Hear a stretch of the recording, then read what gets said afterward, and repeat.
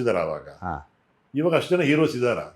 ಇಲ್ಲ ಇಲ್ಲ ಇಲ್ಲ ಎಲ್ಲೋ ಕೆಲವು ಬೆರಳೆಣಿಕೆ. ಬೆರಳಿಕೆ ಅಷ್ಟೇ ಮಾತ್ರ ಇರುವಂಥದ್ದು. ಅವ್ರನ್ನು ಏನೋ ಪ್ಯಾನ್ ಇಂಡಿಯಾ ಹೌದು, ಬೇರೆ ಥರ ಮಾಡೋಣ ಆಸೆ ಪಡ್ತಾ ಇದ್ದಾರೆ. ಕರೆಕ್ಟ್. ಎಲ್ಲಿಂದ ಬಂದಿದ್ದಾರೆ ಅಂತ ಅವ್ರು ಮರ್ತು ಹೋಗ್ತಾ ಇದ್ದಾರೆ. ನಿಜ. ನಮ್ಮ ನಮ್ಮತನವನ್ನು ಮರೆತು ಬೇರೆ ಇದಕ್ಕೆ ಹೋಗ್ತಾ ಇಲ್ಲಿ ಇರುವಂಥದ್ದು. ನಿಮ್ಮನ್ನು ಬೆಳೆಸಿದ್ದಾರೆ. ಹೌದು. ಇಲ್ಲಿ ಗೌರವ ಕೊಡಿ first.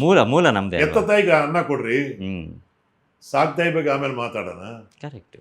ಎತ್ತ ತಾಯಿಗೆ ಗಂಜಿನೂ ಕೊಡಲ್ಲ, ಹ್ಞೂ, ಸಾಕ್ ತಾಯಿಗೆ ಚಿನ್ನದ ಹಾರ ಹಾಕಿ ಅವ್ರಿಗೆಲ್ಲ ಕಿರೀಟ. ಪೂಜೆ ಮಾಡ್ತಾ ಇದ್ದಾರೆ. ಬೇರೆ ಬೇರೆ ಲ್ಯಾಂಗ್ವೇಜ್ಗೆ ಹೋಗ್ಬೇಕು, ಹಿಂಗೆ ಆಗಬೇಕು, ಹಂಗೆ ಆಗಬೇಕು, 100 ಕೋಟಿ ಮಾರ್ಬೇಕು, 200 ಕೋಟಿ ಮಾಡ್ಬೇಕಂತ ಏನೇನು ಆಸೆ ಪಡ್ತಾ ಇದ್ದಾರೆ. ಎಲ್ಲಿಂದ ನೀವು ಬಂದಿದ್ರಿ? ಮೂಲ. ಯಾವ ಕನ್ನಡ ಕಲಾಭಿಮಾನಿಗಳು ನಿಮ್ಮರಿಗೆ ಸಕ್ಸಸ್ ಮಾಡಿ ಕೊಟ್ಟಿದ್ದಾರೋ ಅವ್ರಿಗೆ ಫಸ್ಟು ಒಂದು ಅವಕಾಶ ಮಾಡಿಕೊಡಿ. ಈಗ 100 ಕೋಟಿ ಅಂತಾರಲ್ವಾ, ಅದೇ 5 ಕೋಟಿ ಸಿನಿಮಾ ಮಾಡಿದ್ರೆ 25 ಕೋಟಿ ಪ್ರಾಫಿಟ್ ಬರುತ್ತೆ.